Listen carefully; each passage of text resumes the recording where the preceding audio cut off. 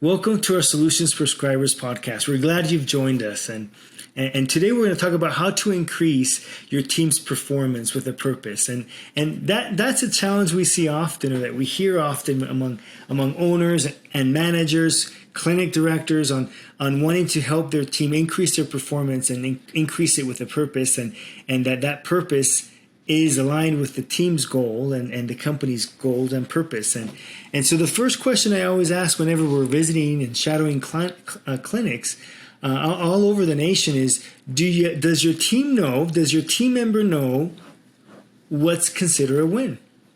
And so I want to invite and ask you guys to ask yourself that same question. I mean, and maybe as an owner and as a business owner or as a clinic director, you know what a win is. But do they know when they're winning? Do they know what it takes to score a point, to score a goal?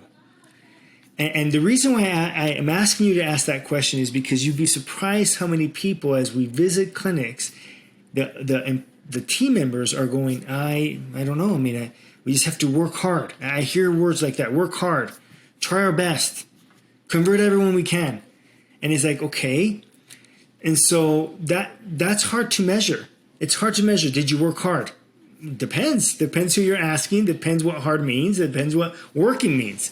And what I mean by that is there's a difference between the ego versus task mindset, and the ego mindset is more on the results oriented, or the outcome, if you will, and they either set high goals too high that they're unreachable, and they go, well, we all knew that was just ridiculous. I just was trying to shoot for the very best. Then why set a goal that's unattainable? Or it's so low that it's a guaranteed win. So no matter what, I'm going to be able to say, kill the goal. Of course you kill the goal. It's a basic goal. You should be doing that anyway. Well, how about a stretch goal? And they're afraid of doing stretch goals because if they do any type of stretch goals, anything outside of their comfort zone, they may seem incompetent. They may seem like they're not doing, or it took them a while to figure it out or to try it. And so now it's all about the ego, right? I don't want to be seen as I'm not the expert. I'd rather either stay where I'm at and just kind of keep on killing it there, even though I'm not stretching, or make it so far out there that it makes no sense that nobody else could have done it anyway. So who cares? Versus the task mindset, which is, okay, am I learning along the way?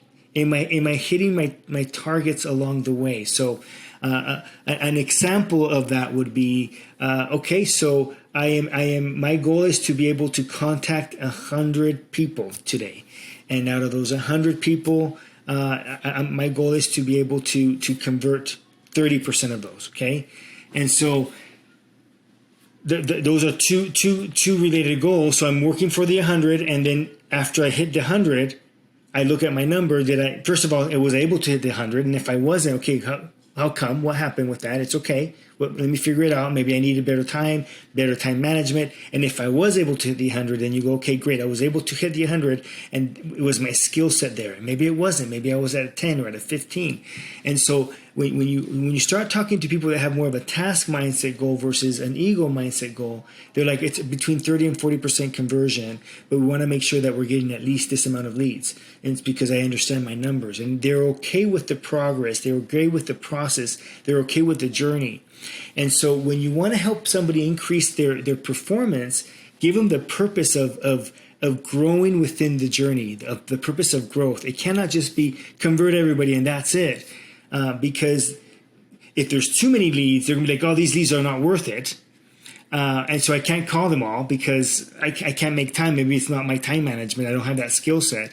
But keep it where it's like, okay, like the task, keep it where it's measured, and there's two types of measurements, and it's not just the end result. I like to use the example to separate the two of ego versus task, of somebody who's playing soccer and a coach, and they have a stellar player, and the stellar player is so good that they can win the game only with him. He never shares the ball.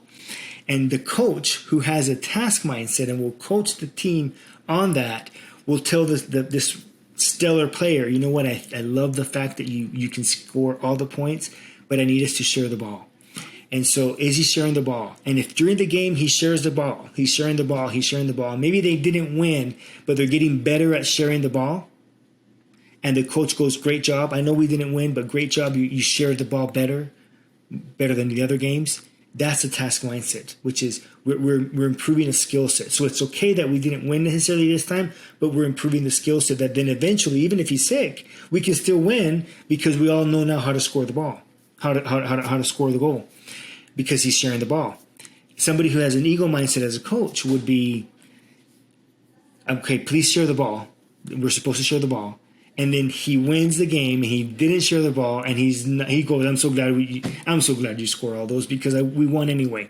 And not seeing the big picture of, yeah, but is he sharing the ball? Is this a skill set that we're learning as a team, or is it just him? What happens if he's sick? What happens if he moves teams? Is your team going to be able to survive without him? Are we looking at the future? And so as we do that, then the question becomes, how do I coach my team from out of ego mindset into a task mindset? And that's when it gets tricky. I think we all understand the concept, but that's when it gets tricky of switching ego into task. And so I have a friend that shared with me this quote, and I really liked it. So I'm going to read it. And it's the difference between calling someone up versus calling someone out. And I love that. And there is a difference where, as a leader, as you're calling things out, calling someone up versus calling someone out. Calling someone out, they stand out, right? They feel like they put on the hot seat. They may not like that, but calling someone up, it's like, I have high expectations for you, and we will rise together and elevate to that up position. I'm calling you up. Come and join me, or come and join us. Come and join them. I'm calling you up to that position. And so, what's the difference between calling someone up and calling someone out? And calling someone out, you may just say, hey, don't do this, don't do this, don't do this. And that's what we're writing, right? I'm calling you out, I'm calling you out, I'm calling you out. And we say, hey, it's transparency. I'm just trying to keep things transparent, and I call you out, and I call you out. Versus calling someone up, we use the concept of the 3-to-1. So what's the 3-to-1? The 3-to-1 is, what three things are working well? What three things do I want to celebrate with you that it's causing me to want to call you up, because you're still part of the team, and there's things that you're doing well that keeps you on the team and actually has put you next in line to be called up.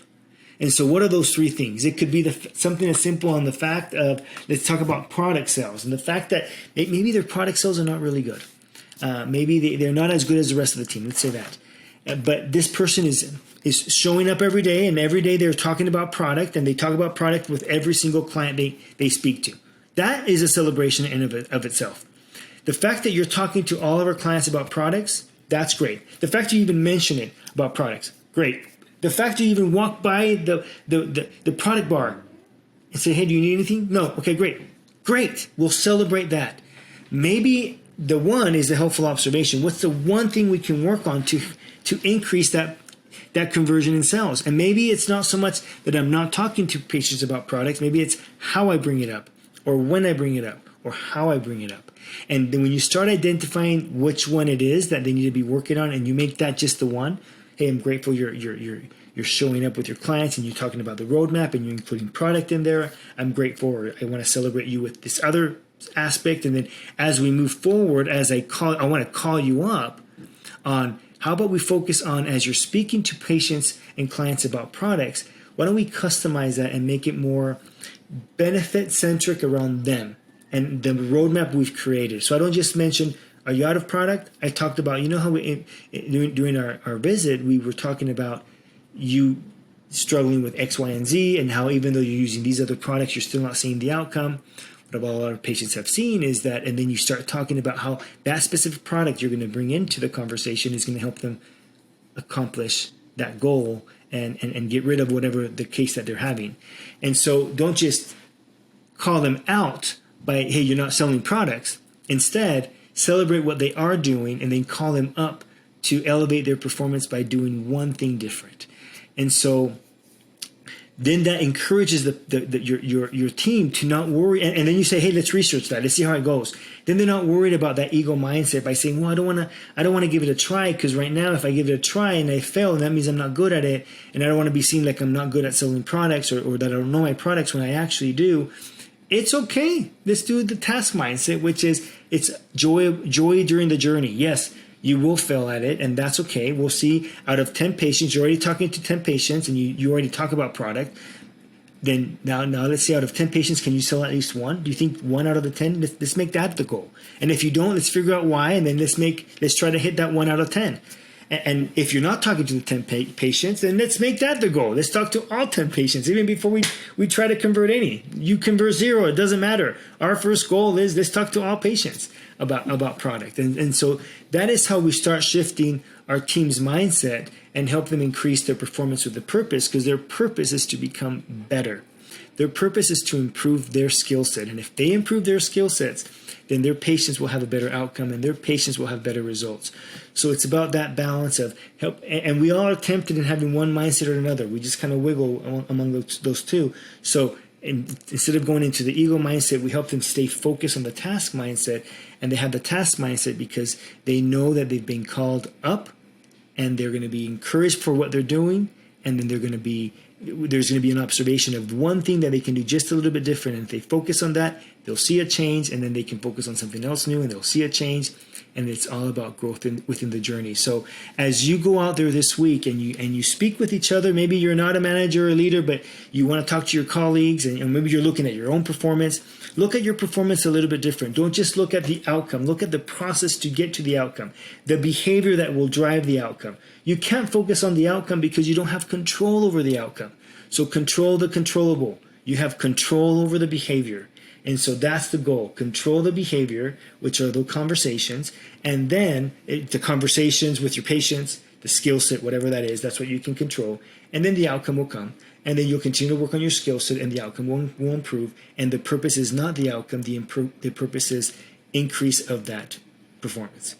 And as a manager, as a leader, as an owner, I invite you to if you're doing this already, I celebrate you. I congratulate you for doing that. I commend you for doing that. And if we are struggling with this, the difference between calling someone out or calling someone up, let's practice this week on, okay, when I give feedback, I'm going to call them up. And before I give the feedback, I'm going to practice within myself by saying, does this seem more like a call out or a call up? And people are more enticed to be called up than called out.